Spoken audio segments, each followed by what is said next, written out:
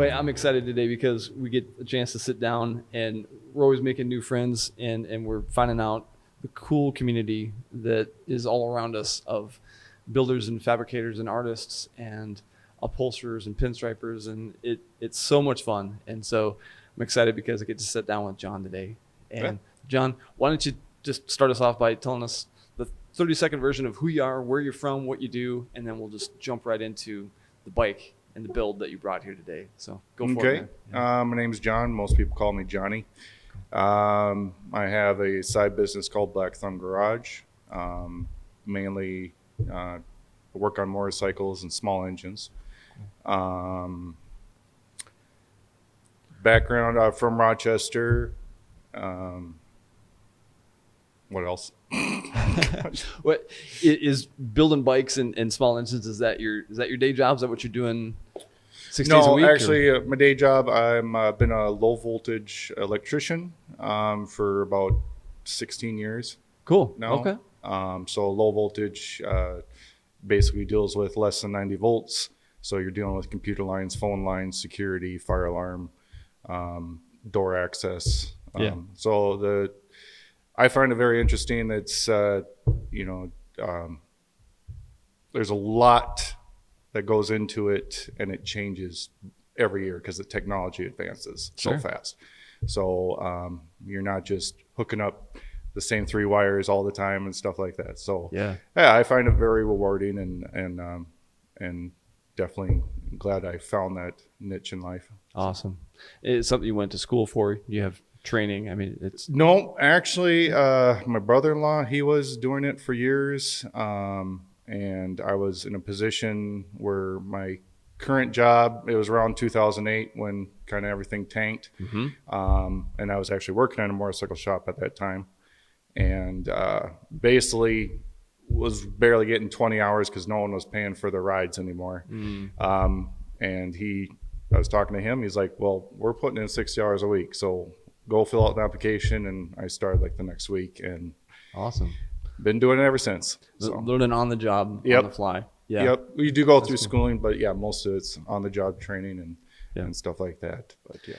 Would you agree we have such a need for people in the trades right now? Like it's just like almost overwhelming how much work there is to be done, and we need people coming up out of high school that can fill those positions. Oh, definitely. We see it every day. I mean, every trade's that way. It's we talk about it, and then the guys that you do get don't know how to run a tool, don't even know righty-tighty, lefty-loosey, and you just kind of look at them like, I've just never thought that would be an issue. Yeah. But, so you got to be a little more patient nowadays with, some of the younger people coming in. And but, once in a while you do find that rare gem that, hey, he actually wants to learn. Yeah. You can actually teach them, and they'll listen, and they'll probably have a future. Cool. So, but yeah, I mean, I got 2 boys. Right on. So I instill that they see me working in the shop. So they're out there being curious. And, if I can allow them to work on something, either I let them work on our stuff, not customer stuff, but at least get them trained, at least how to run a tool. Right. Yeah, absolutely. And so your shop that you're building bikes out of and small engines and things like that, is that near your home, or do you have to drive a ways to get there? I mean, like, is this in your garage at home? Like, Yep. Yeah. It's got an attached garage. So yeah, Cool. It's just right out there. I got my side and I got the wife's side. So every night I got to make sure she's able to park in there. Happy wife, happy life, right? Yeah, man. Yep. Absolutely. Very cool. Well, tell us just a little bit about what you built. And I shouldn't say built as if it's finished. It's not. Like, you're in process. And I love that. I love seeing raw steel. And tell us about your build. Like, this is really cool. Like I said, I actually acquired this bike from a coworker of mine. His dad was passing away, so he collect a lot of bikes. I think to the tune of that they cleaned out about 50 bikes from his house. He was telling me that he was in the process of doing that. So I said, well, anything Harley, let me know. And so this was sitting there. It had been in a garage fire. So when I got it, it didn't have tanks. Basically, it was the engine, the frame, the rear wheel. A lot of stuff was missing. It doesn't have a title, so I'm in the process of getting that. But it was too good of a deal to pass up. One of those things. Yeah, cool. So yeah, it like I said, that started in a garage fire. So it hadn't. Last time the tab said was 2000. It was been licensed or whatever. Okay. So it definitely been quite a few years since it ran. So yeah, rebuilt the motor, acquired all the pieces that I wanted on it. I'm really not a bike guy, so I don't know a lot about Harleys, vintage Harleys, things like that. What did this one start out life as, like off the showroom floor? And then obviously, like you said, it went through the fire, but you're turning it into something different. I mean, this isn't how it looked when it was brand new back in. No, and that's the thing too. Without the original title, I have no idea what the showroom is. It is a Shovelhead engine, so I believe that's the years. Well, this type of Shovelhead, it's a cone shovel. So I believe that's, I want to say 72 to 84. Those years were cone shovel. Sorry if I'm wrong on that. But so it has aftermarket cases, so it has S&S cases, so I don't even, and that's also a broad year. It covers from like 78 to 84 or something like that. So I'm narrowing it down to about 1980 engine. Okay. And that's what I went to the DMV with. Cool. Cool. And they accepted it. So right on. And the frame, that's some aftermarket frame made by a trailer company down in Texas that has a VIN number on it, which never heard of. But Whoa. I know that anyone that welds, you need MSO and you need a VIN number to make sure it's safe and your welds are good and stuff like that. So that checked out. So I have numbers for it, but it's just a hodgepodge of numbers that I'm putting it together. Wow. That's really cool. Ask any car guy, what's something that you'd like to change in your build? And I guarantee he'll say something about the electrical wiring. Because just like going shoe shopping with your girl, it can feel overwhelming and hopeless. But great news, the Piece and Grease podcast is sponsored by WireCare. They've got all the connectors and terminal ends, sleeving, heat shrink, zip ties, and all the tools to make your project's electrical wiring something to be proud of and show off at the next cruise night, because it's done safe and organized and done right. We're excited to be working with WireCare at the Piece and Grease HQ, so go check out their products and tools at wirecare.com.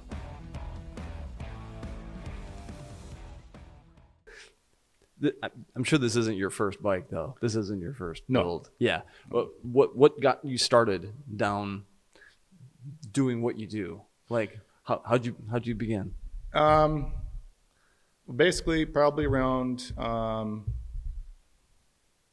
Well, my dad was, mechanical, and we grew up on a farm. I grew up in Nicollet on a farm. That's, if you don't know where that is, that's the next town past Mankato on Highway 14. If you blink, you miss it.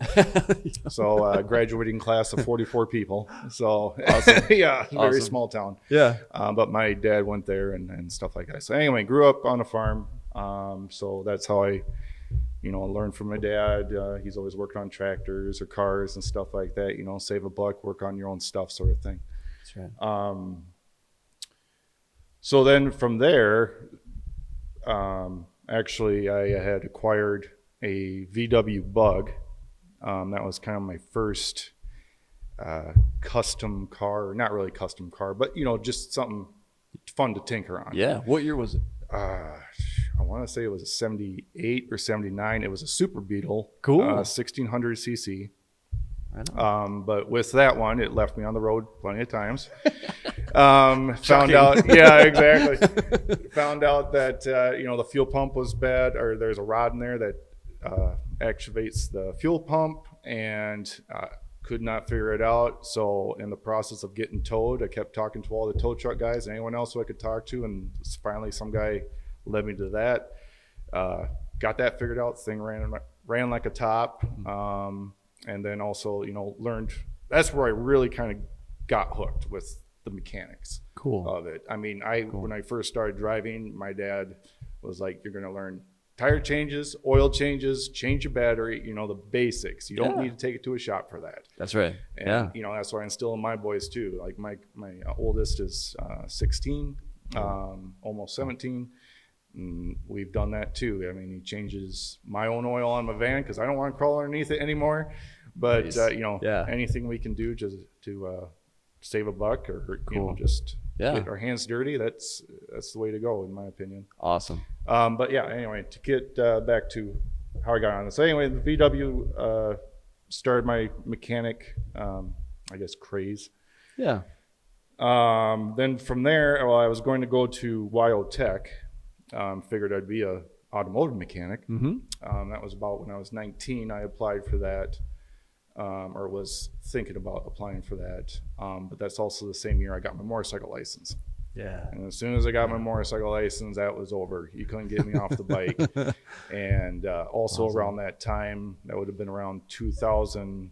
I don't know if you're familiar with Jesse James. Oh, yeah. Okay. Yep. So 2000 was the big bike builder craze and stuff. And I saw those episodes and I'm like, why do I want to crawl around on a car? It's like, I love bikes.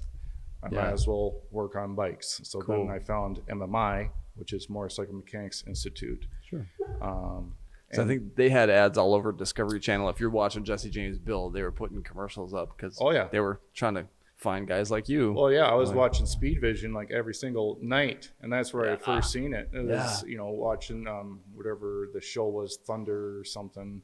But anyway, MMI was always advertised during that show, and so that kind of put a light bulb on, and I'm like, all right, we're going to pursue this. And I went around and talked to some dealerships and found some other mechanics that had gone through it, so I got some info on that, and seemed like a good deal. There's only 2 campuses, Arizona and Orlando. So I had never been to Arizona, so I chose Arizona. Cool. So packed up and left, was down there for 13 months. The first 6 months is just basic mechanics. You learn 4 strokes, you learn 2 strokes, you learn how the carburetor works. You learn how to change tires in those 6 months. You're basically working on the imports, Japanese models and stuff like that. Sure. And then after those 6 months, you go to your specific, which I was already signed up for the Harley classes. Okay.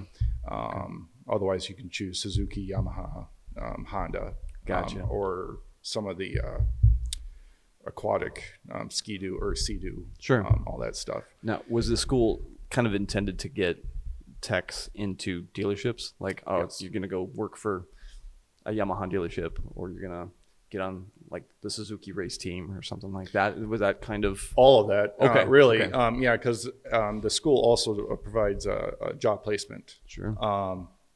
So after actually I was done with my 13 months, I was actually planning on going to California.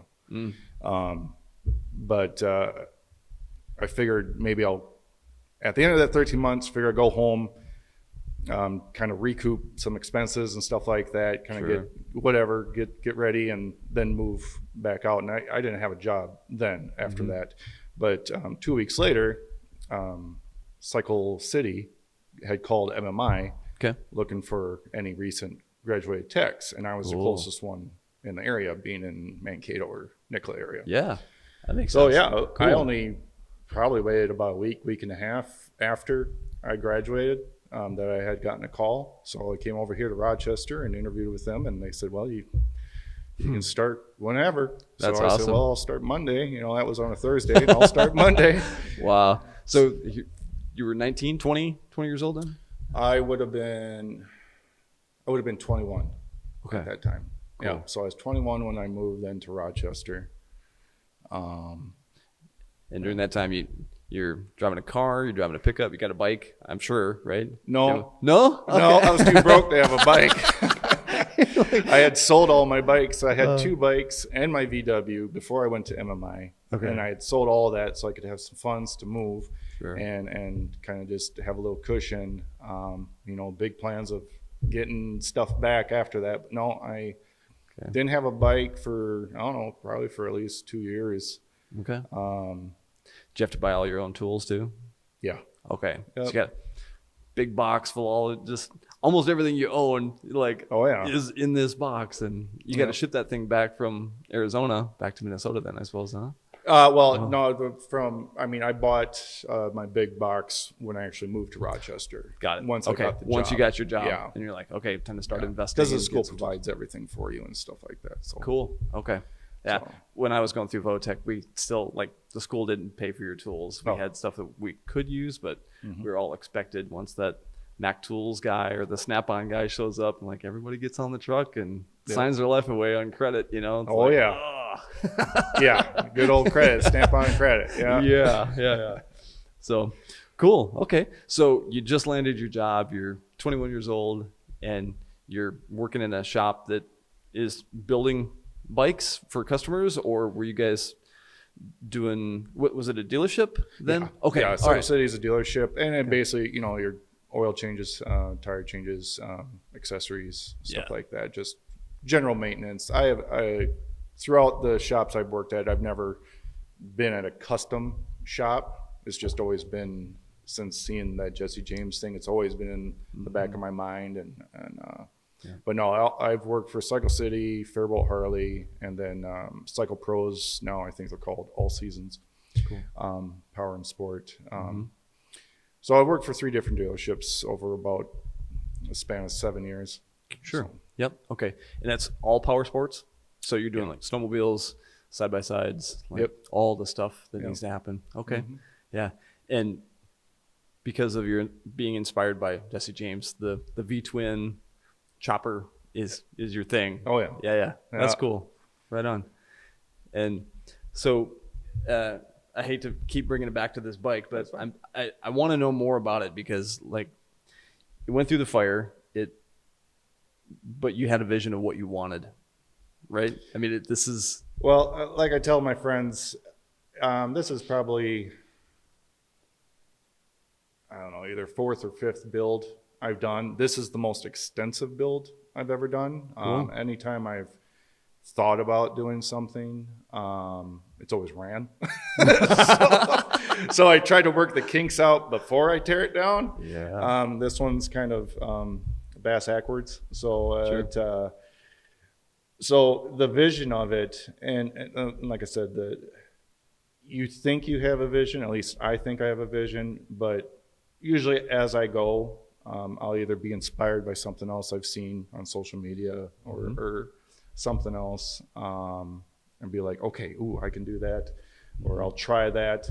Awesome. And just see where that leads. And then sometimes you just got to buy the store-bought part and just like, well, this is what it is. So Totally. There's stuff on there that, because I'm not a bike guy, I don't always know exactly what its purpose is or what it does. But I noticed there's some brass, there's some copper, there's some vintage stuff going on, and I think that's really cool. It's not all brand new parts that you're just throwing together. Right? Yeah, And I mean, it's like, well, the axle and stuff, the brass and stuff. I mean, that is brand new. It's the way they made it. I don't even know if that's real brass, but it probably isn't. But Hey, it's cool. I mean, that is why I kind of bought that, is just to kind of get that old vintage look. I also don't build show bikes. I mean, the time that those people put into that, the show quality, polished stuff, I mean, that's a lot. Yeah. As much time as I've spent on this, I don't have the patience or the time, or at least to do that. But I build rideable bikes and functional bikes. Awesome.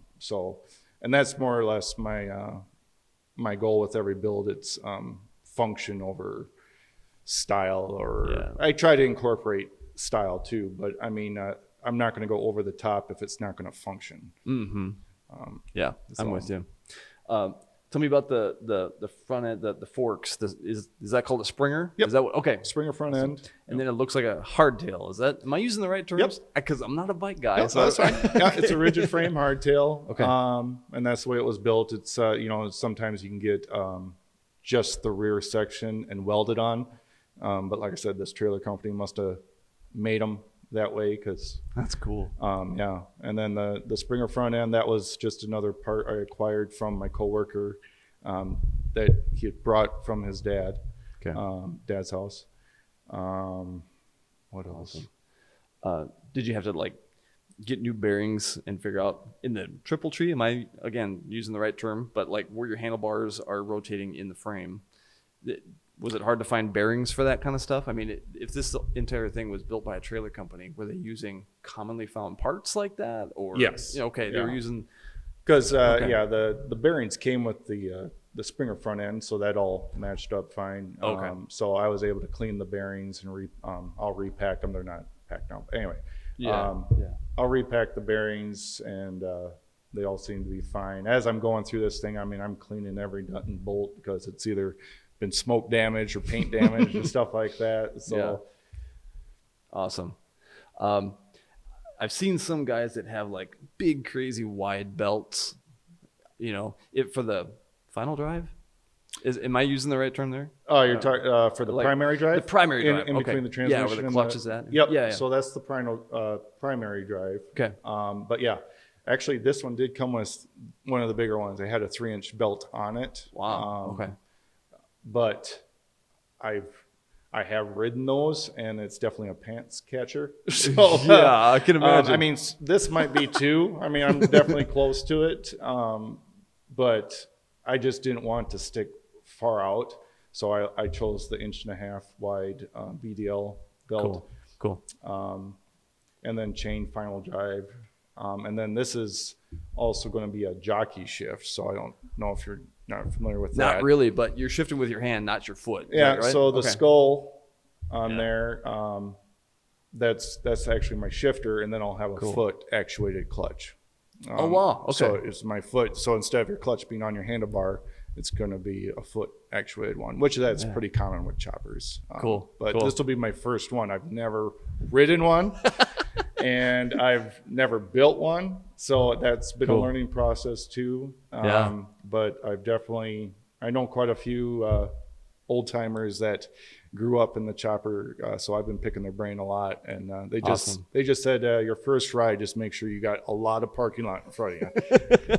Because that old muscle memory would be messing me up big time, because I've ridden a motorcycle since I was 16, but they were always like Japanese bikes, and that motion of pulling your clutch in with your hand and shifting up and down. Now you got with to your shift it toe. to your foot. It's like I don't know how smooth I can be with my foot with my hand. So. Cool. Did you say that the rear wheel was on the frame when you got it also? So that's the original wheel? Yeah, that's the original rim. Cool. But since it hadn't ran in about 25 years, we had to have my buddy torch off the axle. Oh, wow. So that was all rusted. I had to pound out the old axle, put in new bearings, and get that all put back together. Cool. Wow. When you're choosing sprocket size and gear ratio and things like that, did you specifically choose this one for a reason, or is it just kind of the size that was on there? It is the size that was on there, but I did do some research. Okay. So I believe the transmission sprocket's a 24 and the rear is a 51. And from what I've gathered, talking with some of the racing guys and just YouTube or whatnot, that seems to be a sweet spot because this is only a 4-speed transmission. Okay. So, but I believe you're going to have a taller pull on your gears. So I mean it should operate fine. This isn't my first shovelhead either. I had another 4-speed shovelhead, and that ran at 70. Like a sweet spot. Like everything is just in focus at that point. Yeah. Awesome. That's right where it wants to be. Yep. Perfect. Yep. That's really cool.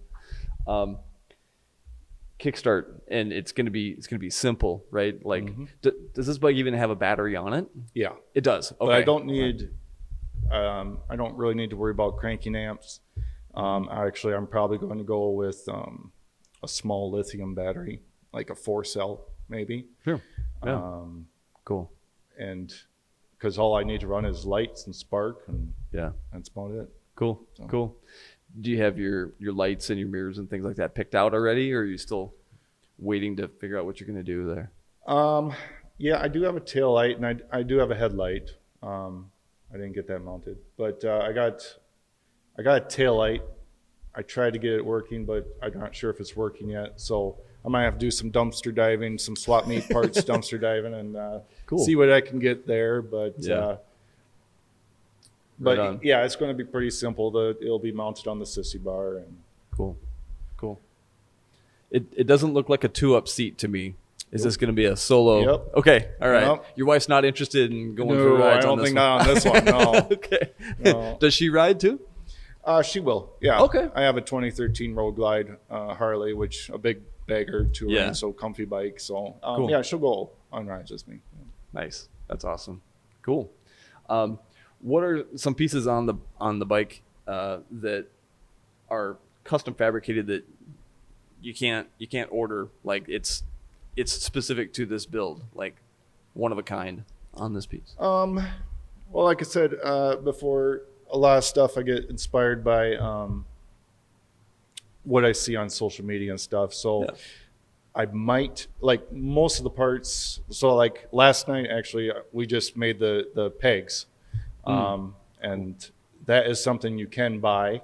But I looked at it and I'm like, I think I can make it. Awesome. So, so actually last night I don't have a settling torch, so I went over to my buddy's house who does, and he's actually my competition in this bike build that we're doing. Nice. But he helped me bend that up, and so we put our heads together and figured out how to do that. I got those mounted this morning right before this. Cool.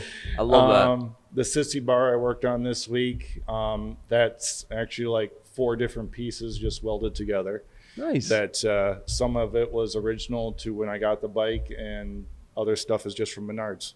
Wow. Good for you, dude. That's really cool. Yeah. I dig that. You're making it yourself. You're not just catalog ordering everything. I try not to. I mean, it little personal touches here, like the jockey shift too. So that skull on there, I actually bought that probably 20 years ago.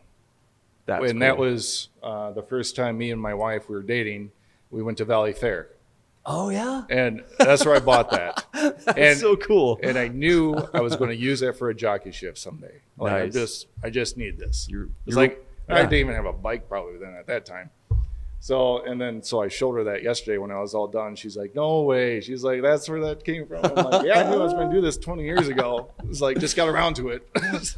Good for you, man. That's super cool. I love that when something has a story behind it and there's a reason for it. Yeah. And it's almost like a little inside thing that only a few of you know about. Now you guys know about it too. But yeah, so you touched on it just a little bit. You're part of a bike build off.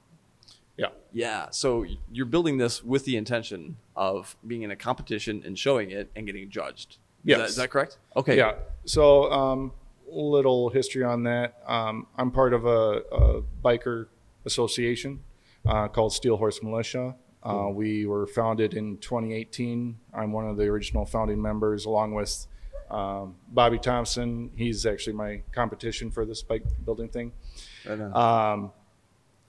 So it more or less started out as a joke. I mean, I've had this bike sitting in my garage for like 3 years. Okay. And we were always giving Bobby crap because he's had his bike sitting around for like 21 years.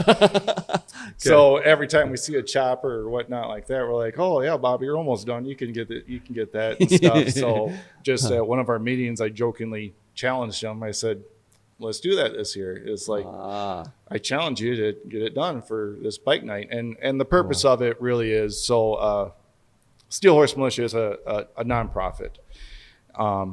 So our main charity is the Magic Yarn Project.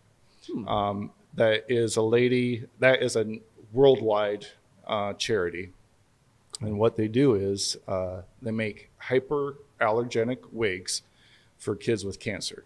Wow. And they make them in forms of Disney characters. So like there's a Jack Sparrow wig, there's an Ariel wig, there's a Rapunzel wig. She even makes these turtles, Teenage Mutant Ninja Turtles beanies that goes over the kids' eyes and stuff. Cool. So that's cool. I mean, I might be wrong on this, but I think we've raised so far, this is going to be our 5th year now raising for, but over the last 4 years, I think we've donated for sure $20,000 to her cause. and it takes about $100 a wig to make. Sure. As far as I know. Wow. So getting back to the build, the challenge is, so how we're going to do this. So we hold a bike night every third Wednesday of the month at the Old 7th Event Center down in Racine, Minnesota. Okay. Cool. So that's when this one's due, or that's when our projects are due, is That's your May deadline. 21st. Okay. At our first bike night. And then the voting will be, we just have a bucket in front of each bike, and then it's going to be by donations. Sure. So Cool. Cool. whoever raises the most money then is going to be claimed the winner. And then of course all the donations will be, all the cash will be donated to a charity. Either the Magic Yarn Project, we do donate to other things that come up. Either a fellow biker goes down, needs some help, family with bills and stuff like that. Sure. There's been always stuff that comes up. But like I said, our main focus is the Magic Yarn Project, and if we can help out in any other way, then we try. Cool. That's really awesome. So it's more than just a build off. It's a fundraiser for a good cause. Yeah. And is there only the two of you in this build off? It's just Yeah. Just two bikes, two guys. It's gonna be bragging rights. Yeah. That's awesome. And it's motivation for both of you guys to get off the couch, Yeah. get out in the shop and get that stuff done. Well, we were even talking last night, and it's like, yeah, I probably wouldn't have been this far on it if we didn't have a competition going on. So it's Yeah. There's a lot of us that could relate to that. Like, it takes a deadline to really like make you think about, how am I going to spend the next 2 Saturdays? Because like, time is ticking away. it's easy to Netflix and chill. Absolutely. Yeah. We all start doom scrolling and it's oh man, where did that last hour go? Yeah, exactly. Think about all the stuff I could have been doing, should have been doing, but I wasn't. So yeah, good for you, man. That's really cool. So you touched on some of the club stuff that you guys are doing locally. Do you hit some shows or anything like that? Like some rallies, things like that you've been doing or that you're going to plan on doing when the bike is finished? Anything like that? For our part, like I said, we have our bike nights every third Wednesday, Monday through September, and then we also have a bike rally, sort of, also at the same spot, Racine, Minnesota, at the Old 7th Event Center, and that one's called Throttle Fest. Cool.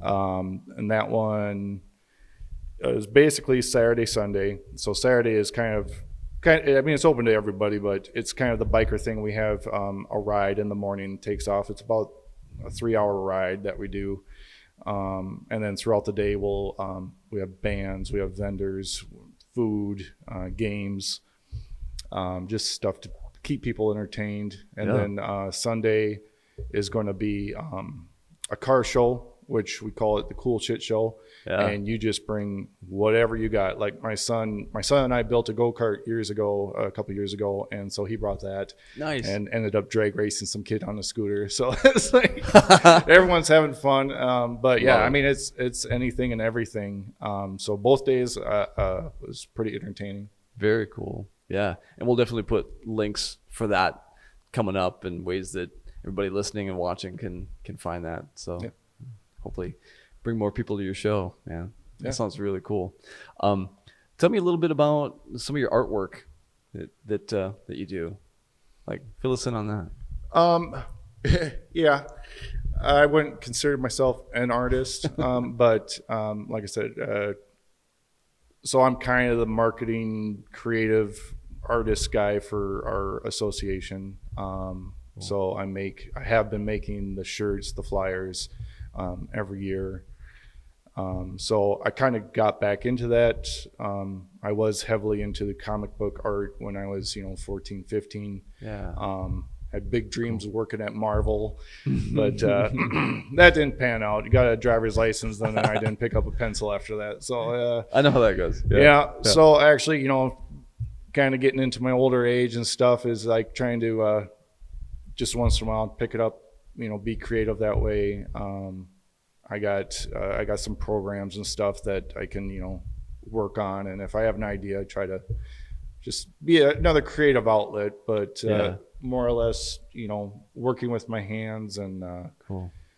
being in the shop is more or less my creativity and doing stuff like this. Yeah. So, You doing sketches? Are you doing renderings of ideas that you have or builds that you'd like to do? I mean, did you put all this on paper before you started actually No. welding it together? Okay. no, anything that if I do a sketch or is usually a doodle or something like that, but it's usually like going back to being influenced by what my dad was into. He was into the hot rod stuff, so Cool. Rat Fink, Yeah. George Barris, Big Daddy Roth, all those guys. Right on. So I remember seeing that stuff. So yeah, the whole cartoon monsters, and Oh yeah. all that stuff. I'm totally into that. Always have been. Love it.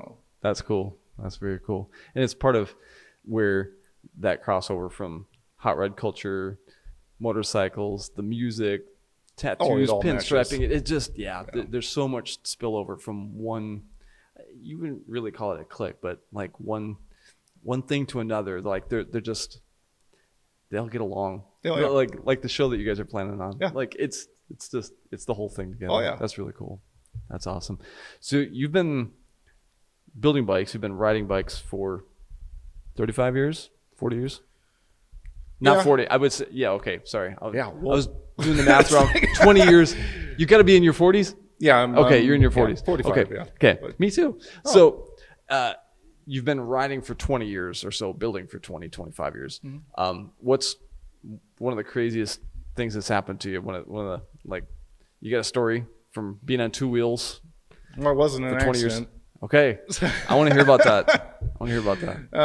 Yeah. So that was. So like I said, I moved here. I think it was 2003. So I was probably 21, 22 at that time.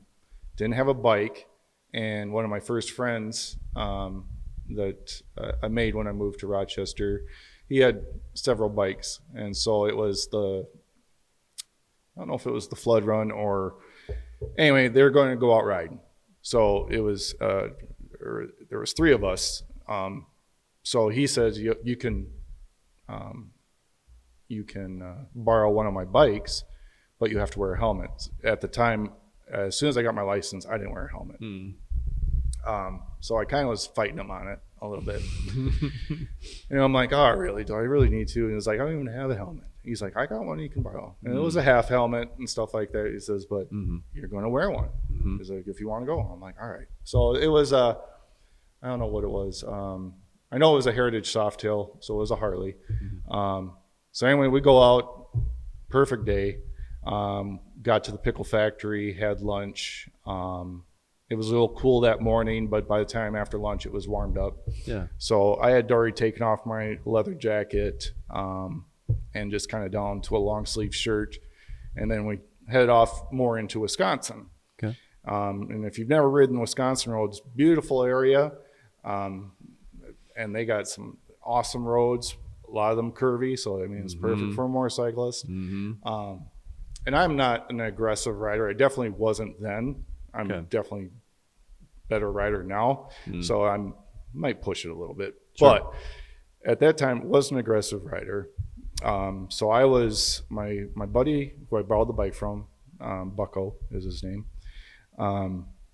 He was leading, and he is an excellent rider. You do not keep up with him. Like, you don't even try. Like, he's scraping pegs. At that time, he was scraping pegs around every corner. And so it was like, okay, so he was taking off, doing his thing. And that's our biggest rule is like, you ride your own ride. Sure. If you don't feel confident enough to keep up, you ride your own ride. No one's going to judge you for it. Right, Because we want you home safe. Yeah, that's right. Anyway, so he's doing his thing. So then I'm next in line. And then my other buddy is behind me, and we're going around these corners, and so I looked down, and I was on the right side of the lane, and I noticed maybe I was a little bit close, so I started to lean into, and the curve's coming up, and so I'm just leaning a little bit, and when I hit the curve, there was a bunch of loose gravel on the road. So the tire slipped out from me, And all of a sudden I turned the bike's starting to go sideways, and then as soon as it went perpendicular with the road, it basically high-sided me. Threw me about 10 feet in the ditch. I landed like a torpedo, landed on my head here. My hand was like this. I had a scar or a mark from here. I had a goatee at the time. So all that hair got ripped out, and then my hand and arm and shoulder got messed up. Well, I just got road rash. Yeah. Anyway, I hit the ditch and I pop right back up, and I'm like, crap, the bike. Yeah. And so I run over to the bike, and it's down there. The oil dipstick had fallen out, so there's oil on the road, and that's all I can think of. Yeah. And so I go over to the bike in the middle of the road. Last thing I remember, I grabbed the handlebars, and black. Wow. And then I wake up with some guy praying over me in the ditch. Wow. And then I'm trying to get up, and everyone's pushing me down, and I'm just fighting them at that point. And I'm like, just let me up. And like, you were in an accident. And then some off-duty nurse was there. So she's like, you need to lay down. She's checking my neck, and she's checking everything. She's like, the ambulance is on its way. And so I got an ambulance ride and all that fun stuff. They cleaned me up. And then probably the worst part about the whole thing, I had to ride on the back of my buddy's bike all the way back home. But no broken bones? The only thing I broke was my toe next to my little toe. Wow. That was it. And I wore construction boots, and they weren't steel toe, but that's what I was wearing at that time. So, I mean, it wasn't like a tennis shoe or something like that, but that's the only thing that I broke. Wow. But rash on your arm, your face. Okay. Yep. All right. Took hobbled around for about 2 weeks, and Wow. But wearing a helmet now. I was just going to ask you, are you a helmet guy from now then on? Okay. Yes. All right. Yeah. Wow. Yeah. And how old were you when this happened? I was 23. Yeah, I would have been 23. Okay. Yeah. What impact did that have on your family, knowing that you walked away from a motorcycle wreck in Wisconsin? Well, I mean, I didn't even have a family yet. I mean, it's my mom and dad. Like your mom and dad. Yeah. I mean, I called them the next day. To get the phone call. Yeah. I called them the next day after I was already back home, and I'm like, I got something to tell you. I was in an accident. And so, like, they came over and checked on me and stuff like that. Of course, they're worried. But, I mean, it's one of those things that also makes you think, that's the path I chose. I wanted to be a motorcycle mechanic. I love motorcycles. Yeah. And do you give it up just because you have that? Well, I didn't. Yeah. And now I just build more sketchier bikes. So you get back on that horse. Oh, yeah. I was like, who cares? That was in an accident. So. Yeah. Cool story. Wow. So your shop, are you taking in like customer jobs, or is this kind of where people are asking you to do work for them? Like, how does that work with Black Thumb? Yeah. Since I've been out of the dealerships and stuff, I mean, like you said, that Snap-on bill ain't cheap. So I had all the tools and everything else, and I was like, well, I still enjoy working on it, even if it's not my main gig. Yeah. So, so basically it's buddies, and, a lot of shops, they're not going to work on the bike that's going to take hours to work on. They want the bike that's in and out and make money and stuff, which is more than understandable. So I guess that's more or less what I do. So, I mean, if any shop wants to argue, I feel like I'm doing them a favor because I'm taking the crappy jobs. Well, Yeah. It's like I'm taking the jobs that you're not going to be able to make money on. And it's like I can take my time on it. I can do it the right way. You're not on a deadline. You don't have to meet this quota or this, this amount of time that's built for. And it's like, well, we'll just do that. So that's more or less what I do. The bread and butter is the small engine stuff, lawnmowers, snowblowers, and stuff like that. Got it. But that was going to be my next question. Yeah. Okay, cool. And I've heard that there's some dealerships like Harley, they don't even want to touch a bike that's older than 10 years. Yep. Is that true? Yep. Okay. Wow. Yeah, even when I worked at Fairbolt Harley, you would not see a Shovelhead unless that customer had, other bikes in there and it was a favor. And there was a lot of good mechanics there at that time that, they were able to work on the older stuff, but they were efficient at it. Sure. So, but nowadays, no. Wow. Kind of almost have to rely on independent people just that have the know-how. Yeah. And I don't say I have the know-how. I like tinkering on because I like that engine, but I'm not going to say I'm an expert. Yeah. No, that makes sense. Yeah. When did you work at Faribault Harley? That would have been 2005. Okay. Yeah. And I only worked there for a season. Just, I didn't want to drive an hour each way and stuff like that. So, so no, that was about the only reason. Sure. So. Yeah. I've been in there once years and years ago. They have an elevator to go to storage, don't they? Yep. That's pretty cool. Yep. Do most dealerships have that? Or was that unique to Faribault Harley? Yeah, when I started there, they had just built that. Okay. So, Cool. I was working at Cycle City at the time, and they don't work on Harleys there. They got their brands, and they'll work on everything but a Harley. So, I'm like, the whole time I was like, well, I went to school for Harley mechanics, so I want to do this. So, started filling out some applications at those, and they had just moved from there. I had never seen their small shop, but they had just built that like months before I applied. So Okay. Yep. Do your sons want to ride when they're old enough? yeah, I believe they do. Last year we all got dirt bikes. Oh, so, cool. Yeah, Okay. so that was the first bikes now where they actually have a clutch. Sure. And so I got to teach them both how to do that, and they took to it pretty fast. Nice. Once in a while I'll say, hey, we'll be watching a YouTube video of, going off somewhere, and I'll be like, hey, wouldn't this be cool if we all just hopped on some bikes and went, and stuff. But Absolutely. yeah, they've mentioned, I don't know how Mama feels too much about that, but mothers worry and stuff that. But it's all justified. But Cool. I feel my kids are responsible and smart enough, hopefully, that they realize the dangers of it. But I think as long as you realize there's a danger, you can have a respect for it and be in that fine line. Yeah, absolutely. And if they're learning clutch, then that's a life skill that can transfer over to learning how to drive stick in a car or jump in a medium duty truck or something like that, a tractor. Once you understand what a clutch does and how it works. Oh yeah. Yeah, that's awesome. Mm-hmm. Cool. You guys, an outdoor family quite a bit? You do a lot of stuff that... Yeah, my youngest, he's really into fishing. I Nice. swear if it wasn't football, it'd be fishing. Cool. Yeah, he's crazy about that, so we support him in doing that. And then my older son, he's kind of more of mechanical and stuff, so he'll pop in and see what I'm doing in the shop and sometimes help out. And Awesome. so Very cool.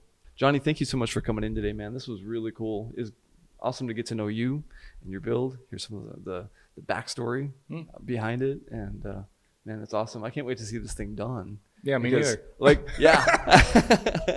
it's going to be cool. And when it is, we're going to get some photos and some video of it. And, Perfect. Exciting to see where it's headed, like for the build off. We're definitely going to be there to be able to get, some footage of what happens. And it's good to know that you guys are, the date again. May 21st. Yeah, it's a Wednesday. Our bike nights are on Wednesday, so that's the first bike night that we'll have. It starts at 5. Perfect. So Awesome. All right. Well, at least one of us will be there for that. And then we're going to cover this, and you guys watching are going to be able to see this bike finished and then see how it does in the build off. So awesome. Johnny, thanks again for your time today, man. Thanks for having me. Nice to meet you. All right.